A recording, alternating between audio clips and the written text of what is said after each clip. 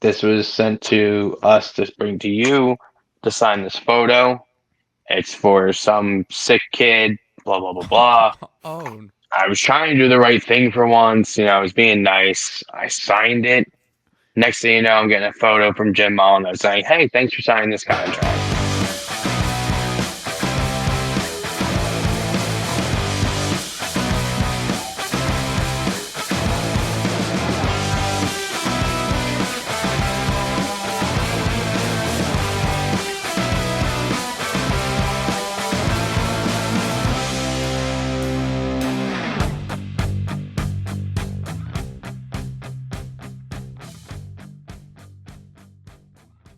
what's going on, everyone? Welcome back to another episode of the Burning Hammer podcast. And we are here with another very special guest. He is joining us. He is one half of the Dog Tag Team Wrestling Champions of the world. He is Daredevil Dave Dahl. Dave, thank you so much for joining us on the podcast this week. Yes, thank you, Dave. You guys are gonna have to work on that introduction a little bit. I mean, you guys were at the event, and you heard me do my thing. That was kind of weak on the sauce there. Yeah. Yeah. Well, So, That's fair. That's fair. that's, I'll give that's I'll fair give criticism for Dillon. We'll go back. We'll say he is the reigning and defending one half of the Dog Tag Team Champions of the world, coming off retaining his titles in an impressive victory this past weekend over, I think they were titled Ring Crew. that was Skylar Kincaid, who's making some waves right now, Skylar and Kincaid. a kid named Anthony or Antony. Don't remember the other kid's name, but we beat the crap out of him, so it doesn't matter. So Dave, along with his tag team partner Dylan Mesh, successfully retained their tag team titles, and they are looking forward to another defense at the upcoming Dog event. So I'm hoping. I don't know about the look we got there. We'll get into that later. But Dave, it really is great to have you on the show. We are very happy to have you. Glad I could join you guys. You did leave out a few things on the introduction, but that's okay. Not everybody can do it how I do it, so It's fair. just be Yeah. just be happy I let you do it because normally I don't let anybody do it. I cut them Very off right away, so we'll Oh, give you props on that one. that's a good honor, fair. Dylan. That's a good honor to have. I'll take it where I can get it. I know Dave Dahl is not going to cut me too much slack there. So I I don't cut appreciate anybody slack. No one gets Yeah, no slack from me. it. So Dave, we kind of just want to get right into it. So to go back to the beginning, how did you get into professional wrestling in general? How did you become a fan? Is there a certain wrestler that really pulled you in, and what made you a big fan? So my uncle Paul, he used to tape a lot of the pay-per-views when I was younger. My mom never wanted me watching wrestling, but he would tape them and I'd get to watch them. So the first real pay-per-view I ever got to watch that I can remember was WrestleMania 7, 1990. WrestleMania 7. I was actually born in 90, so I didn't watch it until a few years later. But the first match on that card, and it's still to this day my favorite WrestleMania match, and people don't understand why, but is the Rockers, Shawn Michaels and Mario Jannetty, versus at the time he was, I want to say he was Haku and Barbarian, not Ming, because Ming was WCW. So yeah, it was Haku and Barbarian, the Faces of Fear, but they weren't known as that yet at the time. That match right there was an instant storytelling of how small guys can take on these big guys and make it make sense and win. I knew at a young age I was never going to be the biggest guy. I was never going to be the tallest guy. So right there, that just sucked me in.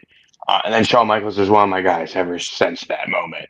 I've had the privilege to actually team with Mario Jannetty early in my career too, so that was pretty cool. Wow. Um, So, it comes full fledged. I've gotten to meet Ming and Barbarian as well. Barbarian has complimented me on my matches before. Great dude. Cool to hang out with. So right there, that WrestleMania 7 match has driven me probably this whole time. Obviously you like the Bret Harts, the Undertakers, all that showmanship, all that wrapped into the athleticism that those guys put out there too.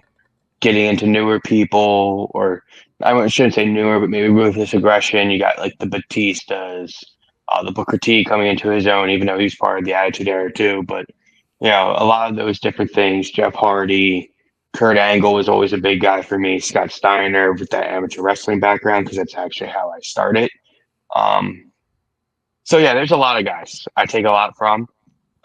When I try to teach some of these younger guys, or I talk to the younger guys, I always tell them it takes. Well, I always say it this way: I'm like, anybody can trace a great piece of art. It takes a true artist to take that piece of art and morph it into something on their own. Everything is wrestling is borrowed from somebody else. So if you could take that one little twist of something and make it your own, you're a great artist in the ring. But if you're just mimicking the people that you grew up watching to a T, then you're not necessarily going to go the furthest. You may go far, but you're never going to break that glass ceiling, because you're always just mimicking and reproducing what they did. Wise words, Dave. Wise words. So, was there a specific moment that you were like, I'm going to pursue professional wrestling? 8 years old, I played football for the first time. My football coach was like, "Hey, I want you to come out for wrestling."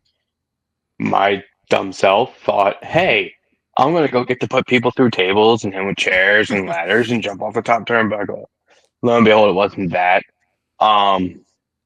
So I started amateur wrestling, and I did that since I was 8 until I was almost 21. And then when I couldn't fit that into my schedule anymore, that's when I just found a school. Always wanted to do it. Always said I was going to do it. A bunch of my friends always said they were going to do it, and I'm the only one that did do it. So it's been pretty cool, having it go kind of full circle, where I joined amateur wrestling thinking it was this, and then actually getting back to going to do this. So I would say I was like 20 when I started my training. So that would be around the time I was like, all right, I can't fit in my schedule no more doing the amateur stuff. Let me go for this. School is only 2 days a week. I can fit that in my schedule. Yeah, I feel like it's so often that you hear with different wrestlers with the amateur wrestling background, and they love to take that and kind of incorporate it into what they do in professional wrestling. So I'm kind of guessing, is that kind of where you got the gear that you decided to wear? And I know you kind of have like that the warm up tracksuit as well. So definitely, I can definitely get the amateur wrestling vibes from that, if that was what you were going for there. So I've tried other gear. Like I've worn tights, I've worn trunks, and I just never felt like me. Mm-hmm. So going back to what I was comfortable in, what I wrestled in all my life, that's me right there. My House Sports Gear, awesome company. They actually gifted me my gear bag that's custom made that has my logos on it. Mm-hmm. The tracksuit that you see me wear out to the ring with my logos on it. All 4 of my singlets that I switch off and on from. They gifted me fight shorts that I wear periodically too.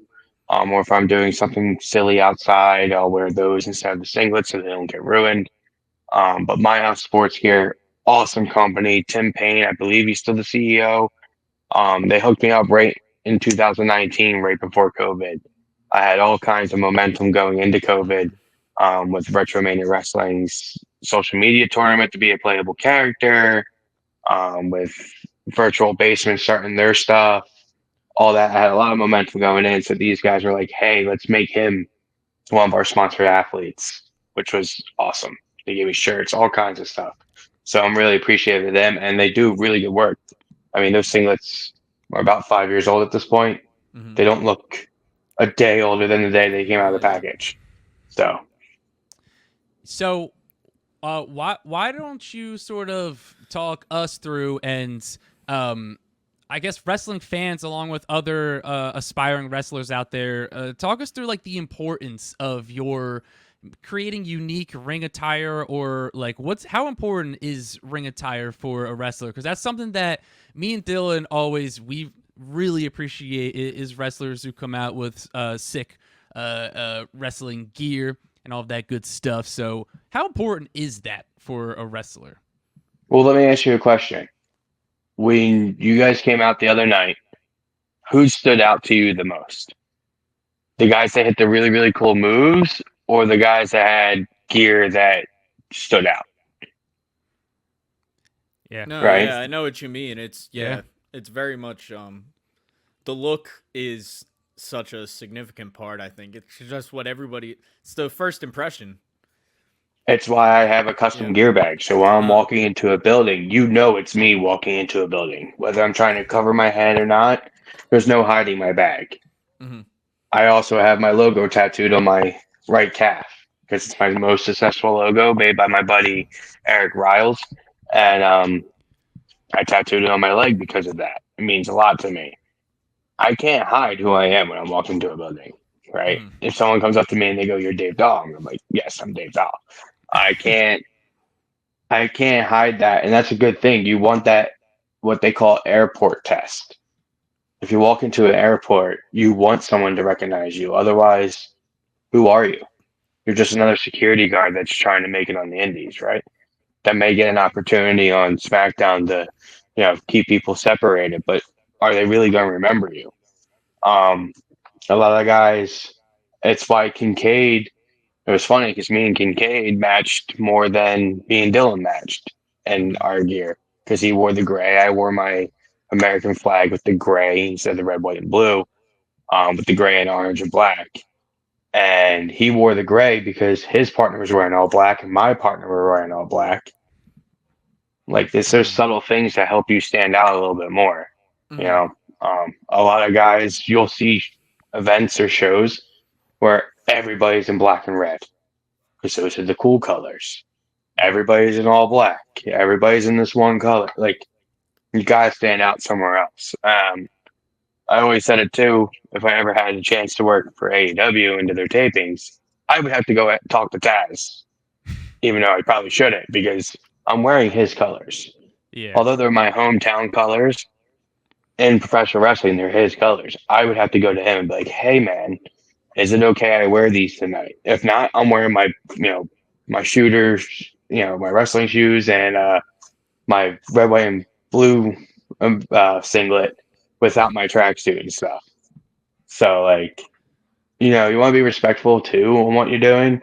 If I see a vet wearing orange and black that night, I'm not going to wear my orange and black. If I see a vet wearing the red, white, and blue, I'm not going to wear that one that night. So there's different rules and different aspects I think of when going into it. But, in general, just trying to be that focal point that stands out the most inside the ring while you're doing what you're doing. If you guys notice in that first half of the event, and I'm not putting anybody down, the crowd was kind of down, right? They were kind of down those first two matches. Those second two matches of that first half, that second quarter of the first half, whatever you want to call it, brought the crowd back because we did our jobs. The matches were great and they were doing some cool stuff, but did they really grab the audience's attention? Yeah, so you got to think of that when you're going out there with your gear too.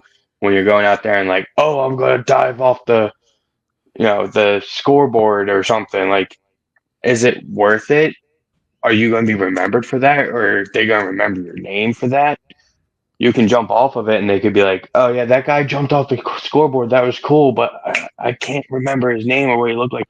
Oh, but Dave Dahl was in the next match and he looked like a total badass and he got me booing him and getting me into the match and everything. It's all about moments. Wrestling is all moments. And your gear is a moment. Absolutely. Can you That was kind a of little take us? long-winded, but No, absolutely. I understand.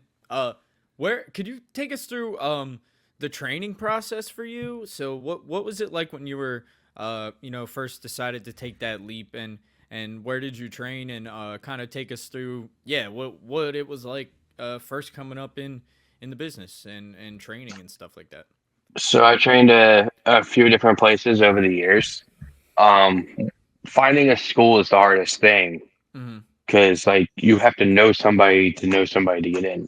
Back when I started, now it's like you can find a school and just go and pay your money and you're in. Mm-hmm. Um, Certain schools are like that where they just take your money and that. I'm not talking bad about them or anything like that, but you know, it's up to you to put the effort in to learn. I was lucky enough to have. He was actually there, MLJ. I had messaged him and was asking about the CZW school, and he told me about a different school, which is Force One, NWA Force One at the time, and Force One by the time we ended. It was down in Egg Harbor in front of Kingpin Lanes in a big tent, which is no longer there. I don't know if you guys have ever talked to Jimmy Lyon or Chondo, No. whatever you may know him as. He's a big Okay. H2O guy. Yeah. He's doing great himself in the world of deathmatch wrestling, but can actually legitimately wrestle too. Mm-hmm. Um, Me and him are the last two students of that class. Mm-hmm. Um, so I started training there with guys like Johnny Calzone was the owner and one of the trainers. Great guy. Joe Gacy was there at the time helping out. A guy by the name of RV1. Sammy Callahan was there at the time too. A lot of guys that are big names on the indies were coming through there because they would work for CZW, but work at Force One the night before or the night after. Guys like Adam Cole, Chris Hero's coming through there. Emil Satoshi, who was big in WXW. Gunther actually was there when he was still Big Van Walter. Mm-hmm. Um, Marty Scroll came through there at one point with Zack Sabre Jr. Like I had the privilege young enough to train and do seminars with a lot of these guys that I had no business even being in the ring with at that time. Did seminar with Zack Sabre. Got to roll around privately with Sammy before, training started. Did seminars with Kevin Nash, Val Venus, Disco Inferno, Dean Malenko. Uh, list is forever long. Who else have I done seminars with here? Juventud Guerrera, Simon Gotch, um, a lot of people.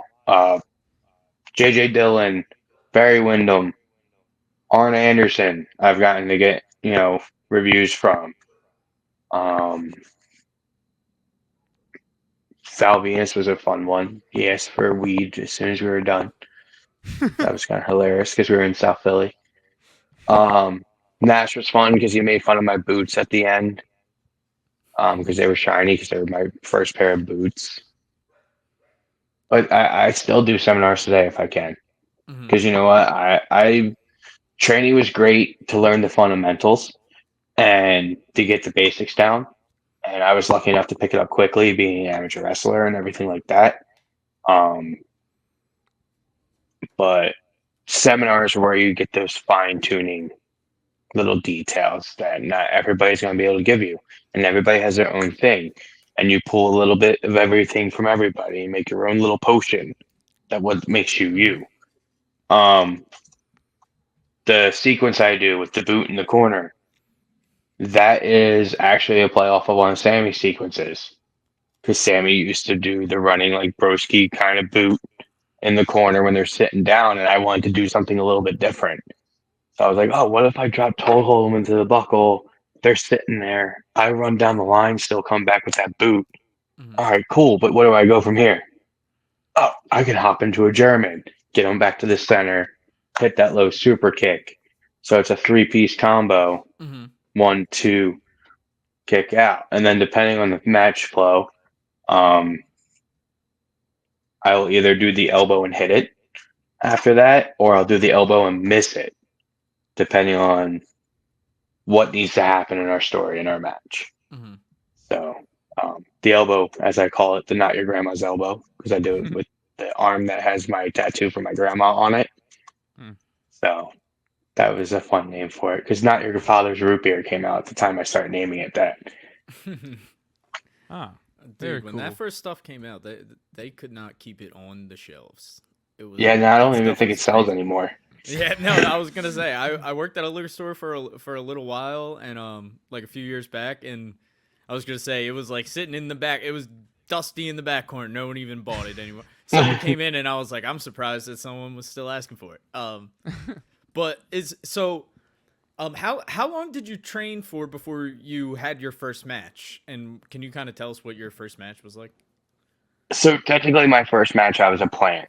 I was someone sitting in the crowd at a bar show, and I got my butt beat by Modar Saad was what he was going by at the time. He was doing this heel, um, heel. I, I don't want to say the wrong nationality for him. Um, Middle Eastern gimmick. That's the best way I'm going to put it because I don't want to ruin where he's from, Mhm. and he's a good buddy of mine. So he was doing this heel gimmick, and I played the plant, and I was picked to wrestle him. Yay, cool! And he just beats me up. And then Anthony Graves came and made the save, and then the finish of the match was Modar was trying to leave, but I was on the outside, and he bumped into me, and I threw him back into the good guy's finish, and then we celebrated and all went on our way. That was my first match, but my first real match was actually for a guy named Wacky Wayne Wu, who used to just run live pro wrestling, as he would call it, because he would do his fundraisers for like Autism Speaks and stuff like that. That match was a tag team match with myself and CJ Summers versus Sal and Vinny DeMarco. First spot of the match, it was like whip off, duck, bunny hop them. They turn around and we drop kick them. So when we drop kick them, Sal's a small guy. He's like this big. Vinny's huge. He's like a gorilla. So we drop kick them. They bump. Well, when they bumped, the ring was kind of small. So when Vinny smacked the mat, he smacked Sal in the face, and Sal's just bleeding. So the Wow. whole rest of the match, because I'm the one that drop kicked Sal, I thought I caught him in the face, and they let me believe it the whole time. Um, by the end of the match, I had handprints like this, like angel wings on my chest, and I had one on my kidney. Um, but afterwards, I had to earn the respect of Vinny to the point where he basically kept in touch with me almost all my career up until a few years ago. Um, he gave me my first title match like a couple months after that because his opponent didn't show up. And he's like, "Let me work the kid." We had a hell of a match too. So never know who you're going to impress and what shots you're going to get, right? So I owe a lot to Vinny too because he really got my confidence going when I was young and first starting. And that was July 2012. So I started training February 2011. Didn't have my first legitimate match until July 2012. Very cool. So, how did you end up getting involved with Dog? I started hanging out with Thomas Rodman of BWO fame from the original ECW. And I was riding with him to like West Virginia every other weekend. Or it might have been right after this I started. Um, but I went to Dog and I kind of just showed up. And then actually that's where I met Thomas. So, but because I was eager to learn and trying to do everything I could and all that, I got my chances. The first thing I ever did was play sidekick to Bolo Young, or better known as Dirty Money. Rest in peace. We just lost him a couple months ago. But I was his sidekick, and he was wrestling Biggie Biggs. So the first thing I ever did on Dog was get berated for him losing, get thrown into Biggie Biggs, and taken the Big Bang. Um, but that also doing that with Biggie led me into getting into UWC for a while, and just getting other promotions just from doing certain things. So, I mean, you get what you give. But yeah, that was in 2012 as well, and I've been at Dog ever since. 12 years. Wow. Yeah, been a long time. So, So, you go, you. Dill. I'll Rock, paper, scissors for it. Yeah. So I was just gonna ask, do you have is there a favorite moment of your career thus far that you've had over over the how I know you said you've been with Dog for 12 years, but I don't know exactly quite how long you've been wrestling. So that's basically the whole time. I Yeah, mean, if you 12 think about it, years. I did my first match in 2012. I started Sure. with Dog that fall. So Mhm. summer 2012 was my first match. That fall I was with Dog. So I've been with them, the whole time. That's why a lot of my promos in the beginning, you'll hear me say I'm the longest tenured Dog Mhm. wrestler because I've been on um, his roster with no breaks. I've missed a couple shows here and there recently, but up until then, I had never missed a Dog event. So yeah, he's given me my start, and I stay loyal to him. I Mhm. mean, this is I finally got a belt, which was kind of nice. But we're not going to stop there. Obviously, I still want the big one. I've been there long enough. Um, I do say I'm their biggest heel because I get the most reactions out of most people. Mhm. Um, so I mean, it's only right that somebody that's retiring needs to step in the ring with me Okay. sooner rather than later because I've only been calling him out every time he's either gotten hurt, dropped the belt. The first time he dropped the belt, I said he should have just handed it to me. Um, and now he's going to try to retire with the belt. So we'll see what happens there. But I know I definitely got to get in the ring with Breaker and finally have this big bad versus big good showdown.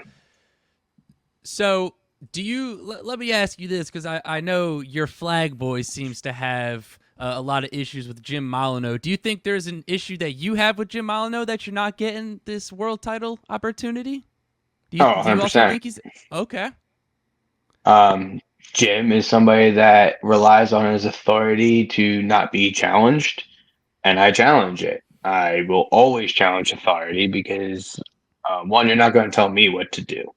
I'm going to go out there and do what I do and bring the money in for us.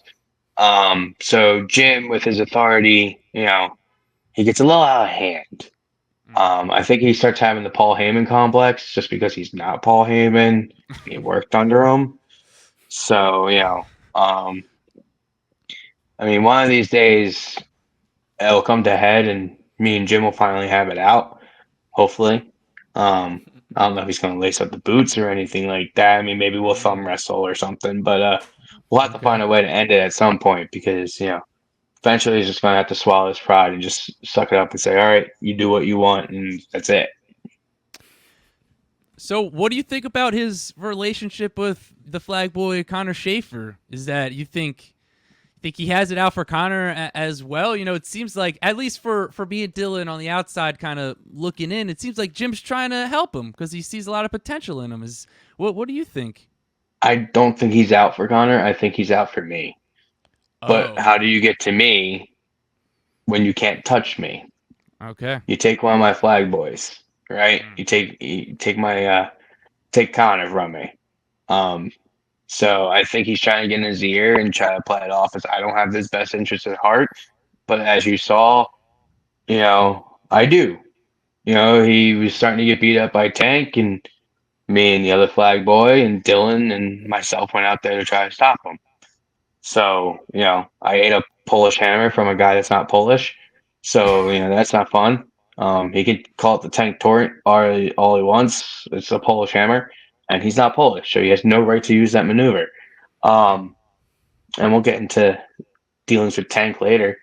But, you know, Jim is trying to use Connor against me, like getting him to sign things for us when we didn't sign them. Getting me to sign something that I thought was something else, which Okay. signed Connor to these matches. Um, but I won't turn my back on him. We'll be there to help him. He's got Fala Ball on October 18th. Me and Dylan will definitely be there, along with our other flag boy. And, you know, he may be doing some things that are messing us up right now, Connor, because of what Jim's doing and trying to play his little games, but we're not going to turn our back on him. He's going to stay on our side. He's going to stay where he needs to be because once we get to that place and the stuff with Jim's done, we'll have free reign of all of Dog with no one to tell us anything. So that's what we're working on. So, did you sign that contract for his match? Because that's what the rumors are, that you signed Connor's name to an open contract for Falaba. I was delivered a photo from a courier Okay. with no return name on it, and the courier says, "Hey, like this was sent to us to bring to you to sign this photo. It's for some sick kid, blah blah blah blah." Oh. I was trying to do the right thing for once. I was being nice. I signed it. Next thing you know, I'm getting a photo from Jim Molineaux saying, "Hey, thanks for signing this contract." Oh. So they pulled a fast one on me. They touched on my heartstrings a little bit, Well, we'll have to see what Jim says about that. I don't know how much I believe that. I mean, who are you gonna believe? Jim, who's trying to be Paul, or me, who's me? I mean, between you two, I'm with Jim. I trust Jim Molineaux. Okay, should we put it this way? Who can beat you up and who can't? I think you both can probably beat me up, but I think you can beat me up more. So who are we gonna side with on this one? We'll side with you, Dave. Thank you. Just don't beat me up. Dave, I have no to promises. Ask, you are one half of the current tag team champions of Dog. Your tag we team can partner, say the name right now. The War Devils. We're allowed to say the name right now. Yeah. Okay. So you are one half of the War Devils. They are the Dog tag team champions. And the other half is Dylan Mesh. So I wanted to ask you, how did you and Dylan meet, and how did the War Devils kind of come to be? At Dog, we got thrown together. We liked the chemistry. We kept it together. Nice. We've been together probably 5-6 years at this point now. Maybe 7. It's been quite a bit. Pretty much since Dylan started. He's really come into his own lately too, which is awesome. Mm-hmm. The whole most upstanding professional wrestler gimmick is awesome. I love it. I love watching his stuff in my free time.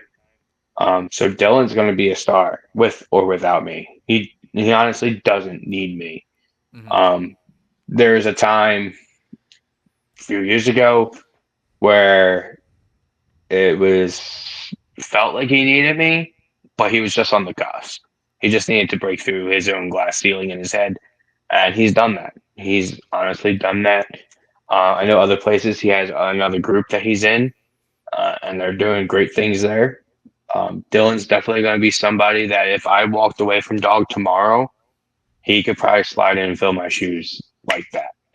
So I appreciate Dylan being my partner and being by my side in Dog and helping me with my, patch problems and Vinny the Fixer problems and all those kinds of problems. So, he's a great partner to have because he's pretty much down for anything.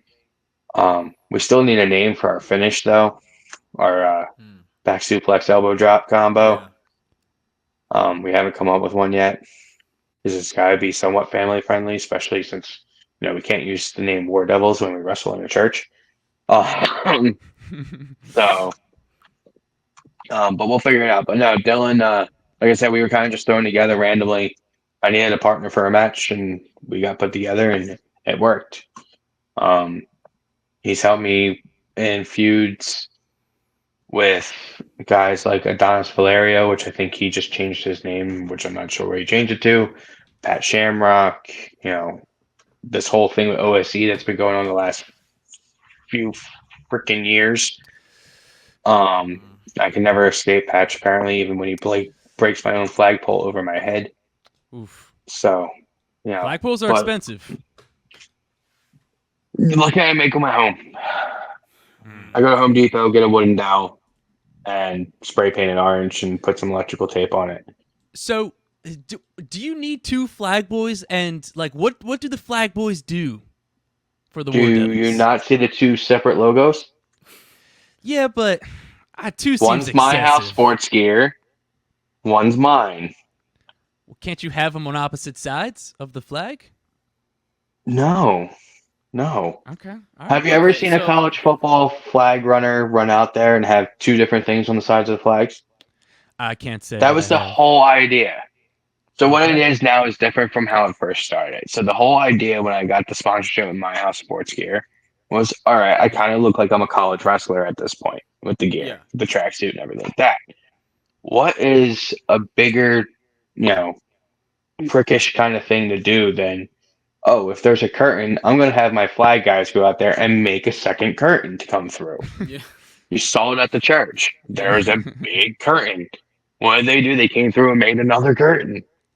So the whole premise of the original entrance was, I'm going to come through the second curtain, and as soon as I go, they're going to take off and run around the ring like college flag people. Then they're going to get in the ring, make a curtain again, and I'm going to take the mic and do my announcement and come through the curtain again. Why three do I need to come curtains. through a third curtain? Exactly. It was all showmanship. So yes, there has to be two. Okay. There can be more. I can add more Yes, if you Mark. like. Okay. I mean, I think two is plenty. I don't wanted think to you ask need any this more. about Connor the Flag Boy. How did you recruit Connor the Flag Boy, and what did you see in Connor the Flag Boy that made you want to kind of take him under your wing?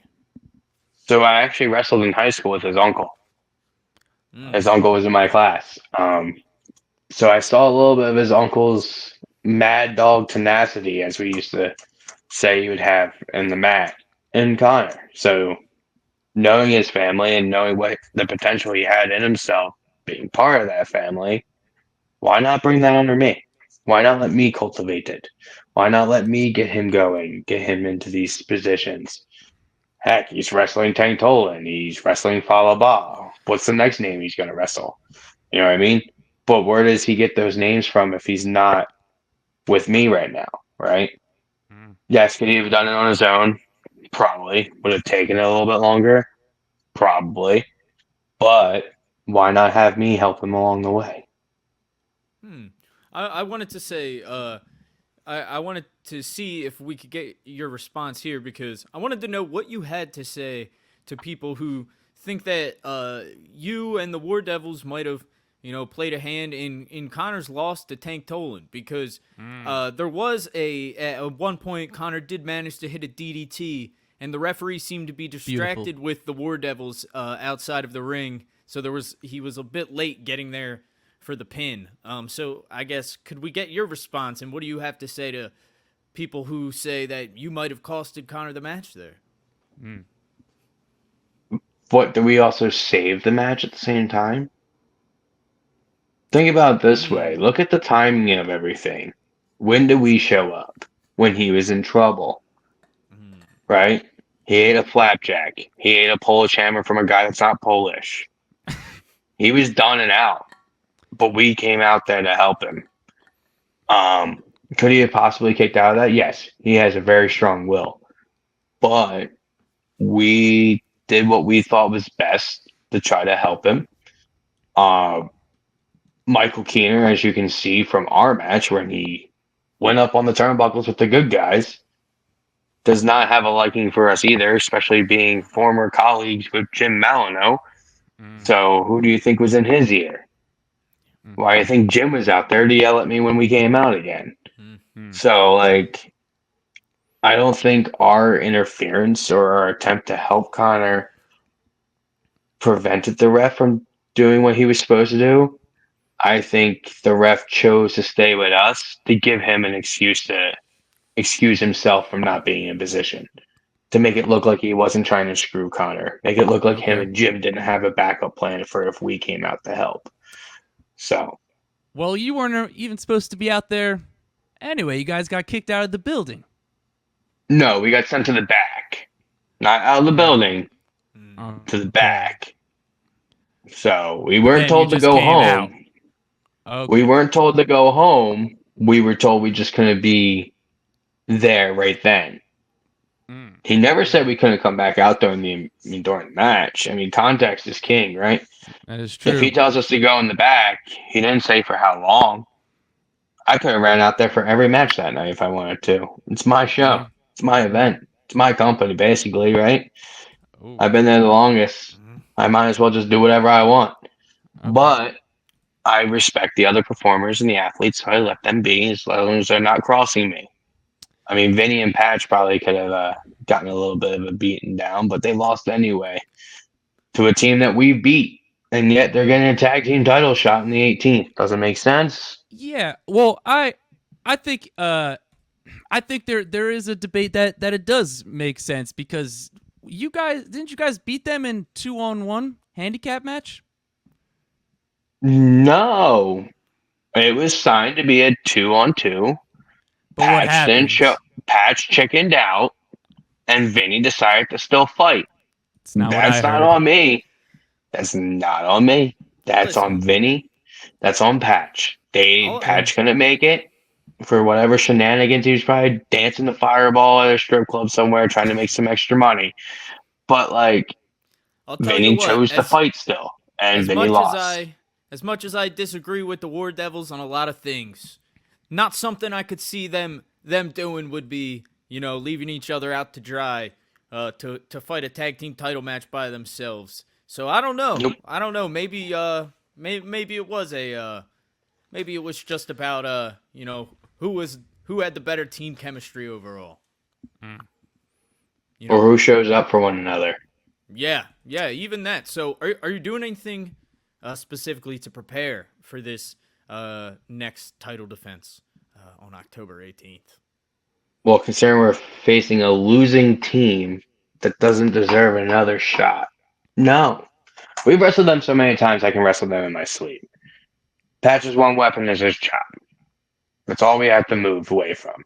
Vinny, with me, I have to stay away from his sidewalk slam because that's usually pretty devastating. And then stay away from his clothesline from Camden. That's it.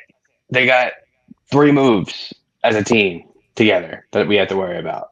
A chop, clothesline from Camden, and a sidewalk slam.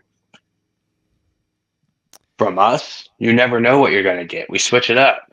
We have the 3 acquaintances, if you haven't noticed us starting to do, which is our suplex, roll up, tag the next person in, they suplex, roll up, tag the next person in, suplex, roll up. Instead of the 3 amigos, we're the 3 acquaintances, right? Because they're not really all together. And then we have my sequence of the boot, the German, the super kick. We have Dillon's backbreakers and different maneuvers he's been doing all the time. We're a Swiss Army knife, and they're just a butter knife coming out of the drawer that's been dulled over the last few years, right? So I really ain't worried about them. Yes, am I prepared for them? Of course. Always got to be prepared. Am I doing anything extra to prepare for them? No. I mean, all I have to do is play Fireball and Patch will go off dancing somewhere, right? Like, I don't have to do much to get them out of the way. Once we beat them on the 18th, hopefully they'll be in our rear view and stay in our rear view, and we won't have to deal with them again. I mean, so do you have a? Would you like to send a message, maybe directly to Patch and Vinny? Not really. I mean, I hope they lace them up tight. I hope they wear their little nice fancy pleather jackets. Bring their best dancing shoes, I guess. Because on the 18th, we know who the better team is. And it's not the old school Empire. Once again, we're going to show that Empire is crumbling, and we're the new Empire on top. So, in case you guys didn't know, Dog, it will be presenting Fly Like an Eagle October 18th at Pennsville Middle School in Pennsville, New Jersey. The Burning Hammer will be live streaming from there. All of Dog's stuff will be linked in the description down below. And Dave, thank you so much for hopping on here, and we are looking forward to see you potentially retain your Dog Tag Team Championships in a couple of weeks. Potentially, really, potentially. Yeah. Do you remember who can beat you up? I do. Okay, so we might want to say definitely retaining those tag team championships. Definitely retaining the tag Thank team you. championships. Sorry. Appreciate Please that. don't beat me No, up. you're good.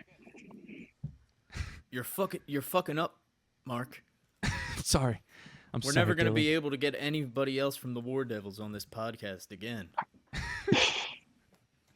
Dave, thank you so much for joining us. We really, really appreciate it. Make sure everybody, seriously, make sure you come out to Pennsville Middle School on October 18th.